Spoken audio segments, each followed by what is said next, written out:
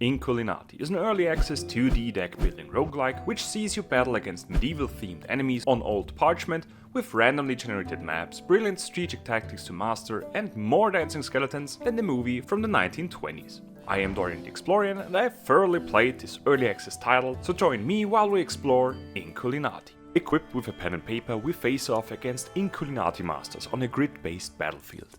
With freshly drawn creatures, we see ourselves perform attacks, spells and other actions with our beasts with the goal to either clear the enemy's lineup completely or taking down their king-like drawing called Tiny.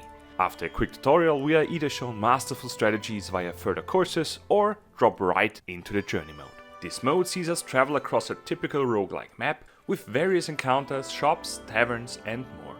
The enemy encounters vary from duels against other Inkulinati masters or a face-off with hordes of beasts. Each master has a tiny version on the battlefield, which can draw up creatures called Inkulinati. Hey, that's the name of the show. With a limited number of ink at their disposal. Every battle is turn-based on a 2D grid with one or more levels connected with ladders, but not chutes. And if you understand the joke, congratulations, you're old. These turns allow us to use one of our creatures by moving them closer to our target and perform one of the preset actions. These actions range from simple damaging skills and healing spells to pushing our enemies off the page or creating poisonous puddles, all the way to creative effects like the Dance Macabre, seeing our enemies shake a leg. The possible effects each skill has are vast and can become overwhelming at first, but with a somewhat decent explanation we can toggle on and off, we can always read up on what each creature's strengths and weaknesses are. These Inkulinati's cute design can be deceiving, since their attacks often are quite brutal.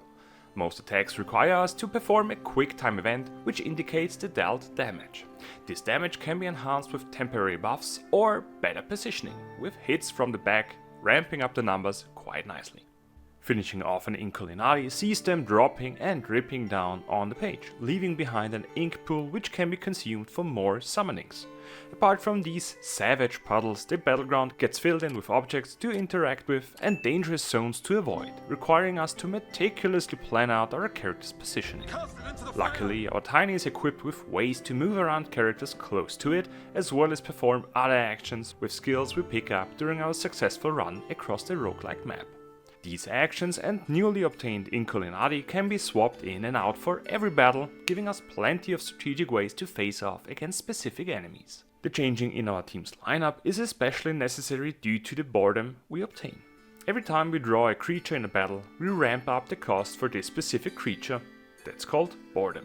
Facing off every battle with the same Inkulinati can result in overwhelming ink costs.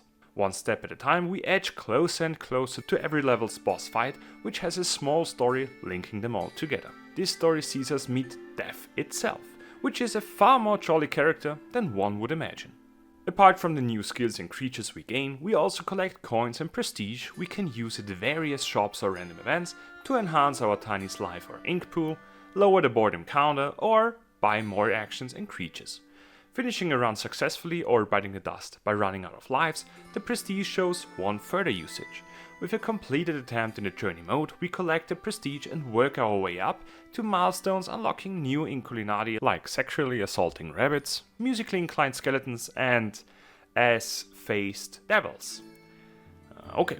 With all the different creatures, the procedurally generated maps, 4 different difficulties and the huge catalogue of extra courses and riddles, Inkulinati offers a great amount of replayability.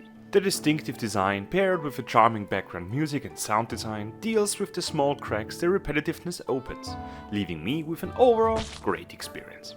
Inkulinati is available on PC, Xbox and Switch for $24.99 with a full release not yet in sight. Is Inkulinati for you, and what is your favorite breed of dog? Let me know in the comments, like, share and subscribe, and have a great day or evening.